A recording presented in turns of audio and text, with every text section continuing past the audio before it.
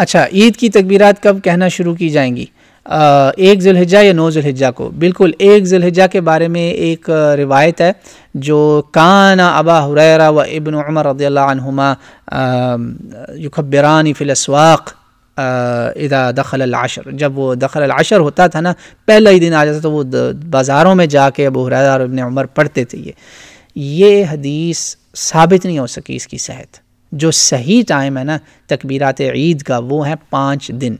9 ज़िलहिज्जा को शुरू होगी फजर की नमाज के बाद। फजर पढ़ते ही आपने कहना है अल्लाहु अकबर ला इलाहा इल्लल्लाहु वल्लाहु अकबर वलिल्लाहिल हम्द, मिनिमम इतने अल्फाज। जिसको ये नहीं याद होते वो अल्लाहु अकबर ही खाली कह ले, कहे ज़रूर कब्बिरुल्लाह, अल्लाह की तकबीर करो, बड़ाई करो। फजर के बाद शुरू होगी और 13 ज़िलहिज्जा को ये जाके असर पे ख़त्म होगी। और हर नमाज के बाद आपने कहना है कम से कम 1 या 2 या 3 बार।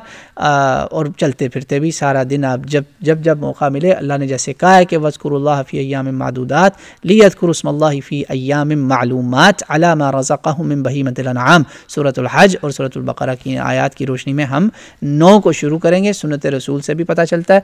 और ये 13 तक चलेंगी इंशाअल्लाह ताला, 13 ज़िलहिज्जा तक। 9, 10, 11, 12, 13 यानी अरफा का दिन, जिस दिन रोज़ा रखना आपने 9 ज़िलहिज्जा का, फिर ईद का दिन 10, फिर उसके बाद 3 मज़ीद दिन 11, 12, 13, 5 दिन।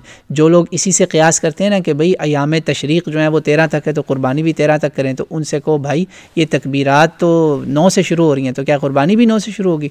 नो, तो दीज आर 2 डिफरेंट थिंग्स इंशाअल्लाह ताला।